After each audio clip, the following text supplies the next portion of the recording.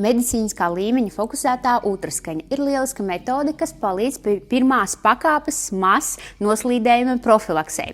Tā izsilda audus noteiktā audu līmenī, smas līmenī, līdz 63 grādiem un veido tādus koagulācijas, jeb olbaltumvielu saugumus, jeb fibrozi. Lieta tāda, kādēļ ir tik daudz nesapratnes un neizpratnes par šo tehnoloģiju, ir tāda, ka bieži vien šo tehnoloģiju pielieto nelaikā un nevietā. Audus pirms augsti traumatiskām manipulācijām vienmēr ir jāsagatavo.